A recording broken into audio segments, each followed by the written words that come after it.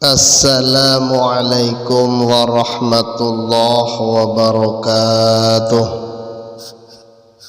Innal hamdalillah nahmaduhu wa nasta'inuhu wa nastaghfiruh wa na'udzu billahi min sururi anfusina wa min sayyiati a'malina. May yahdillahu fala mudilla lah wa may yudlilhu fala hadiyalah. Allahumma shalli wa sallim ala sayyidina Muhammadin ibni Abdillah wa ala alihi wa sahbihi wa mawalah lahum bi ihsanin ila yaumil qiyamah. Amma ba'du. Saudara-saudaraku yang sama-sama mengharap ridha Allah Subhanahu wa ta'ala, pada kesempatan kali ini Mutiara Hikmah akan mengupas sedikit tentang hakikat tujuan hidup manusia di muka bumi ini. Apa sih tujuan Allah menciptakan manusia? Apa sih tujuan hidup manusia di dunia ini? Mudah-mudahan Mutiara Hikmah kali ini bermanfaat. Hakikat tujuan hidup manusia di dunia. Tujuan hidup, dua kata ini memang singkat, tapi dua kata ini adalah kata yang paling berpengaruh dalam pola kehidupan seseorang dari dia lahir sampai meninggal. Manusia hidup tentu saja mempunyai tujuan. Jika seorang manusia sudah tak punya tujuan hidup, maka mati lebih baik baginya, karena hidupnya pasti akan menderita, serba terombang-ambing oleh suasana ketidakpastian yang akan terus datang menghampirinya. Manusia yang tidak punya tujuan hidup layaknya sampah di tengah lautan yang terombang-ambing oleh ombak kesana dan kemari yang tak jelas arahnya. Artinya, jika manusia tak punya tujuan hidup, maka pastilah manusia menjadi yang mudah dipermainkan oleh orang lain, terutama oleh bujuk rayu setan yang kelihatan maupun yang tak kelihatan mata, yang tujuan setan tersebut itu sendiri adalah menjerumuskan manusia ke dalam kesengsaraan dan kebinasaan tanpa ujung. Apalagi sebagai seorang muslim harus mempunyai tujuan yang jelas dan paten agar selamat di dunia dan selamat kelak di akhiratnya Allah Subhanahu wa ta'ala. Jangan sampai seorang muslim salah tujuan hidupnya, karena kalau sampai salah tujuan hidupnya bisa berakibat fatal dunia akhirat. Maka dari itu, dalam kajian kali ini kita akan membahas dua kata, yaitu tujuan hidup. Saudara-saudaraku yang sama-sama mengharap ridha Allah Subhanahu wa ta'ala, seringkali kita mendengar orang bertanya-tanya sendiri, apa toh tujuan kita hidup di dunia ini? Kata ini adalah yang sering kali muncul ketika manusia sudah mulai merenung karena pikirannya dilanda stres dan badannya terlalu kecapean mengurusi kesibukan duniawinya. Kadang juga pertanyaan ini sering muncul tiba-tiba ketika orang itu sudah bosan dengan kesibukan hidupnya. Ternyata yang selama ini mereka cari-cari tidak juga mendatangkan kebahagiaan batin dan zahirnya. Bicara tentang tujuan hidup, kadang manusia sering mengartikannya sebagai sebuah cita-cita dunia yang berkeinginan menggapai cita-cita setinggi langit untuk menjadi seorang yang sukses dan banyak harta, lalu hidupnya serba berkecukupan dan serba ada. Namun sering juga kita melihat dan mendengar orang-orang konglomerat yang hidupnya serba sukses dan serba kaya akan harta benda, beli apa saja bisa, namun justru hidupnya banyak yang stres, bahkan ada juga yang sampai bunuh diri. Kenapa hal semacam itu bisa terjadi? Nah, hal itu tidak lain dan tidak bukan adalah karena salah menentukan tujuan hidup. Karena tujuan manusia hidup pasti ingin bahagia. Namun bahagia bukanlah sebuah barang dagangan yang bisa dibeli dengan harta sebanyak apapun. Kebahagiaan adalah karunia Allah Subhanahu wa ta'ala yang terbesar, yang menjadikan jiwa manusia merasakan kedamaian dan ketenangan. Oleh karena itu, bahagia tidak bisa diukur dari jumlah harta, status sosial, atau bahkan cuman karena kecantikan dan ketampanan wajah. Oleh karena itu, kita malah sering melihat orang yang dari segi materi serba kekurangan, namun sepertinya di dalam raut muka mereka tidak menampakkan kesedihan sedikit pun. Dan ada pula yang hidupnya serba berkecukupan, namun dari wajahnya hanya nampak kecemasan dan kesedihan. Bahkan banyak pula yang nekat mengakhiri hidupnya dengan cara yang tidak wajar. Saudara-saudaraku yang sama-sama mengharap ridha Allah Subhanahu wa ta'ala, kalau kita membahas tujuan hidup seorang muslim, maka tentu saja berbeda tujuan hidup dengan orang non-muslim atau orang kafir.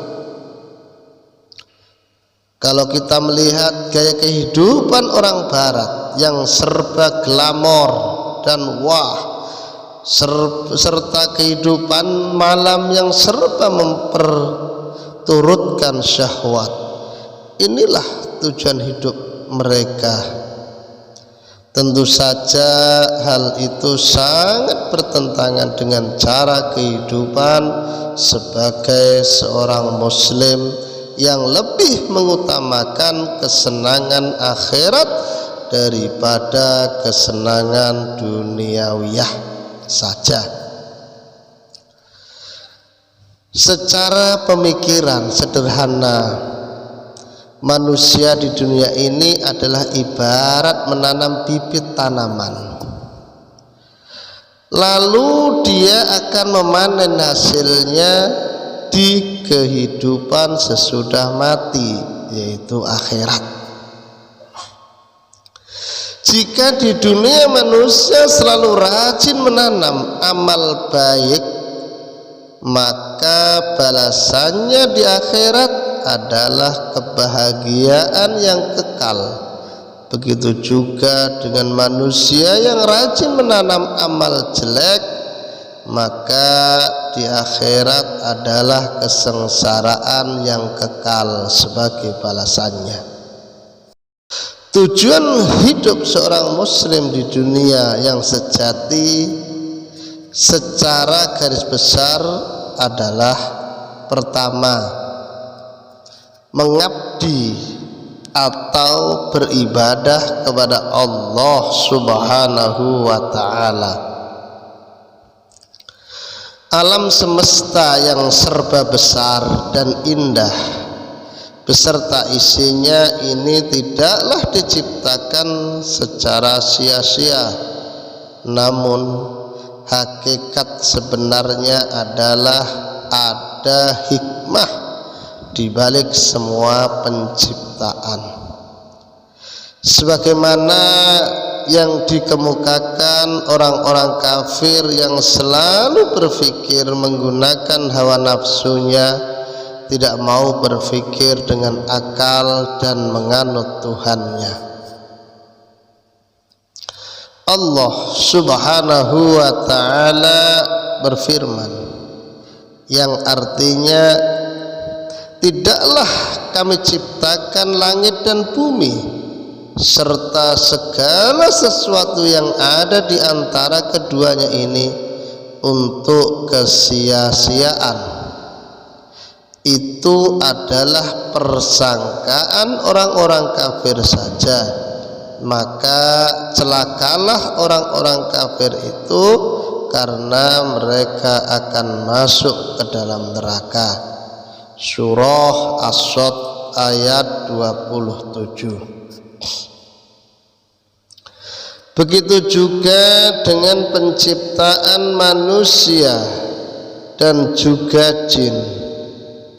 Ternyata jika kita mempelajari Al-Quran yang merupakan sebenar-benarnya perkataan dan sebenar-benarnya pedoman hidup, sebenarnya tujuan Allah Subhanahu wa ta'ala menciptakan kita semua adalah untuk menyembah kepadanya.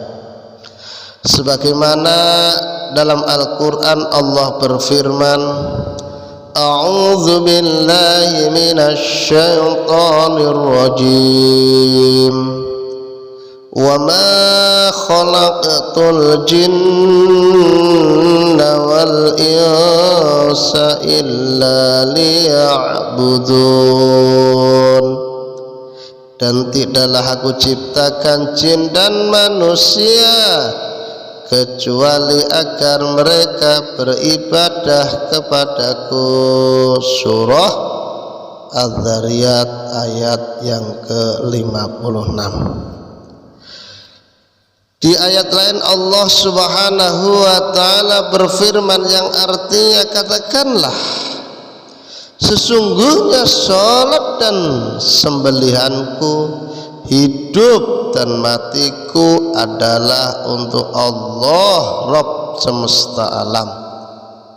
Tiada sekutu baginya, dengan itulah aku diperintahkan dan aku termasuk orang yang pertama-tama berserah diri kepada Allah Subhanahu wa ta'ala. Surah Al-An'am ayat 162 sampai 163. Oleh segala sesuatu milik kita dari lahir sampai mati adalah milik Allah semata. Maka segala sesuatu yang dititipkan Allah berupa kehidupan, kesehatan, harta benda akan dimintai pertanggungjawaban kelak di akhiratnya Allah Subhanahu wa ta'ala.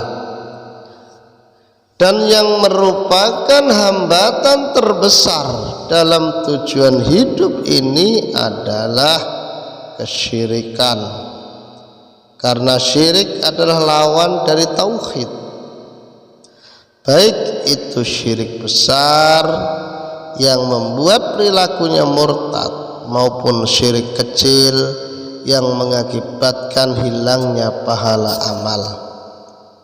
Dalam satu hadis Rasulullah Shallallahu Alaihi Wasallam bersabda yang artinya dua yang paling utama, yaitu iman kepada Allah dan berguna bagi kaum muslimin.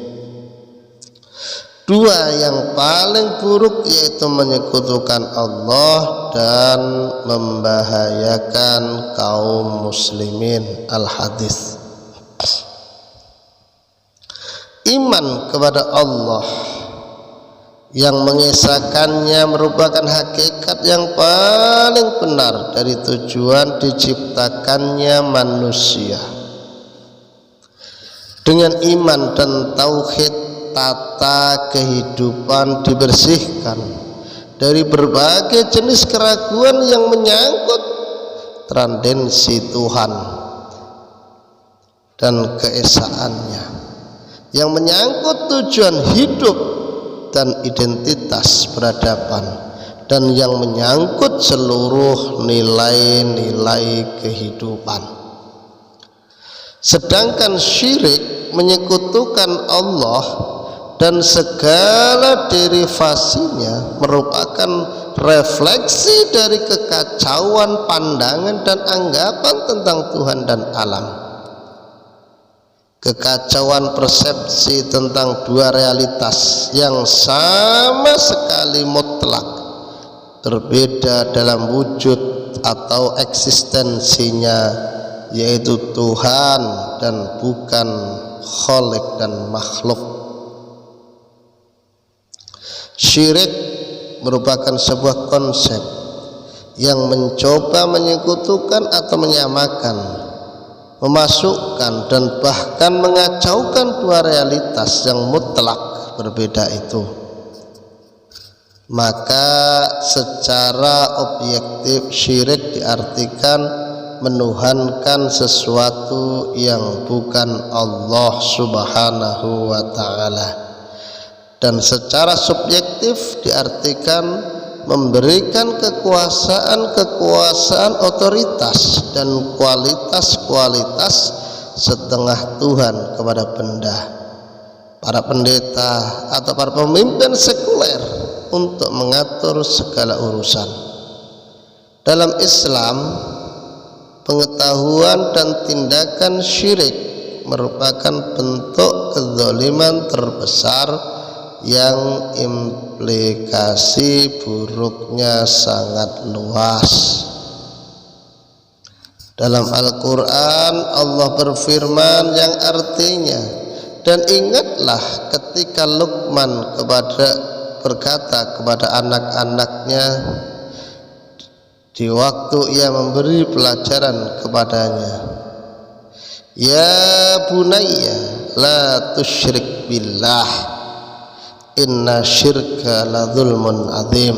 Hai anakku, janganlah kamu mempersekutukan Allah, karena sesungguhnya mempersekutukan Allah adalah benar-benar kezaliman yang besar.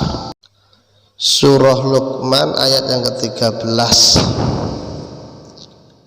Secara psikologis syirik hanya akan membiakkan kebimbangan, kegelisahan dan tragedi kemanusiaan.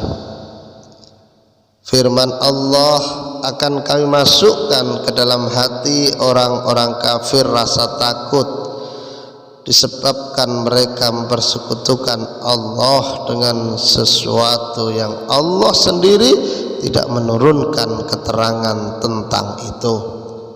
Tempat kembali mereka ialah neraka, dan itulah seburuk-buruk tempat tinggal orang-orang yang zalim. Surah Al-Imran ayat yang ke-151.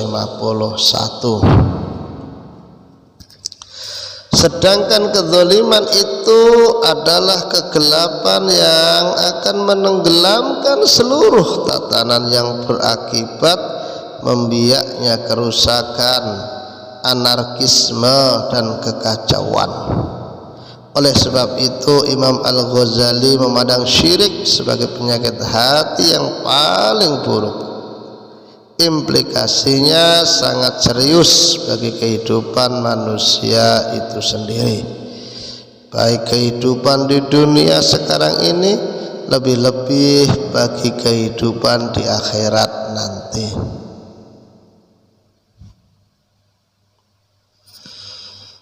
Kedua, tujuan Allah menciptakan manusia adalah memperoleh ridha Allah Subhanahu wa ta'ala.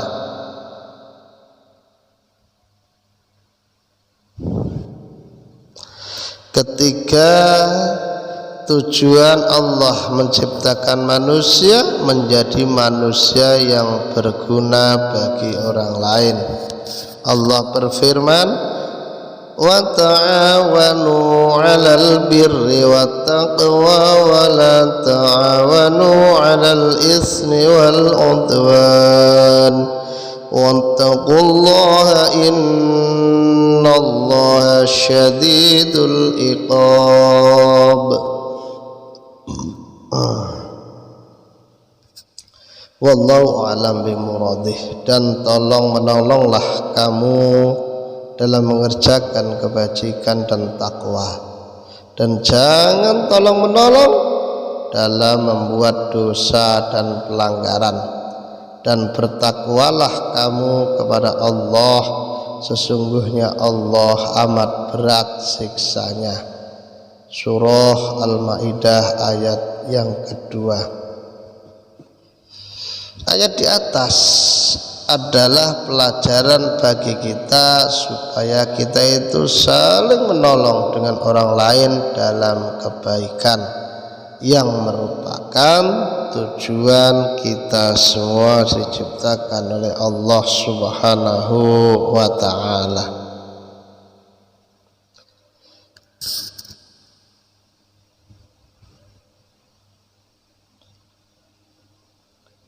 Oleh karena itu Islam datang agar sifat kebersamaan yang menjadi bawaan itu dalam penyalurannya memiliki tujuan yang sama. Memang benar, sasaran pertama Islam adalah perbaikan individu-individu, tetapi sasaran utamanya adalah agar individu-individu itu masing-masing menjadi khalifah wakil Allah, pencipta kedamaian dan kebersamaan.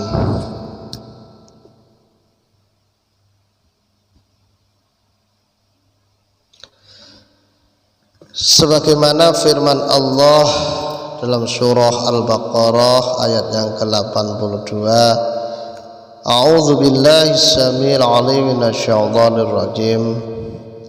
Walladzina amanu wa 'amilus solihati ulaika ashabul jannati hum fiha khalidun. Dan orang-orang yang beriman serta beramal soleh, mereka itu penghuni surga, mereka kekal di dalamnya.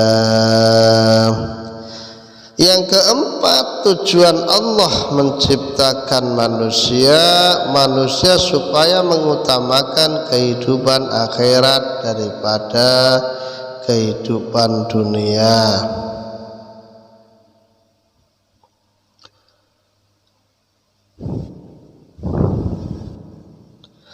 Yang terakhir adalah tujuannya kita hidup di dunia ini tidak lain adalah untuk kebahagiaan kekal di akhirat sebagai balasan dari Allah Subhanahu wa taala bagi orang-orang yang bertakwa. Maka sepantasnya sebagai seorang mukmin berlomba-lomba dalam kesibukan dunia namun lalai akan akhirat. Tetapi seorang muslim adalah orang yang bersusah payah mencari dunia untuk membeli akhirat, bukannya malah sebaliknya.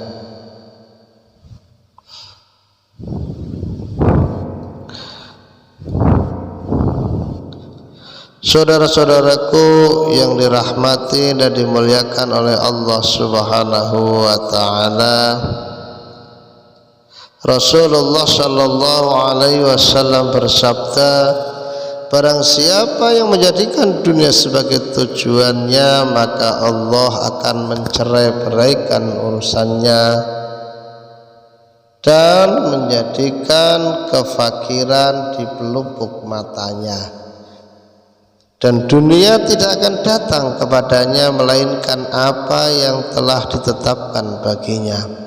Dan barang siapa yang akhirat menjadi tujuannya, maka Allah akan menyatukan urusannya dan menjadikan berkecukupan di hatinya, dan dunia akan mendatanginya dalam keadaan tunduk. Diriwayatkan oleh Ibnu Majah nomor hadis 3313 dan disahihkan oleh Al-Albani dalam silsilah al-hadis sahihah nomor 950. Saudara-saudaraku yang sama-sama mengharap ridha Allah Subhanahu wa taala, oleh karenanya mari kita memohon kepada Allah Subhanahu wa taala semoga kita semua dirahmati dan dijadikan orang yang mempunyai tujuan hidup yang lurus sehingga terhindar dari segala yang akan mencelakakan kita. Amin ya rabbal alamin. Sesungguhnya Dia adalah Tuhan yang Maha Dermawan, Maha Pemurah, Maha Pengampun, dan Maha Belas Kasih. Saudara-saudaraku yang sama-sama mengharap ridha Allah Subhanahu wa taala, mudah-mudahan mutiara hikmah yang singkat ini bermanfaat buat kita semuanya, sehingga kita semuanya diberikan kebahagiaan hidup oleh Allah Subhanahu wa taala, hidup di dunia ataupun bahagia kelak ketika kita berada di akhiratnya Allah Subhanahu wa taala. Kurang lebihnya mohon maaf. Akhiri wal afu minkum. Assalamualaikum warahmatullahi wabarakatuh.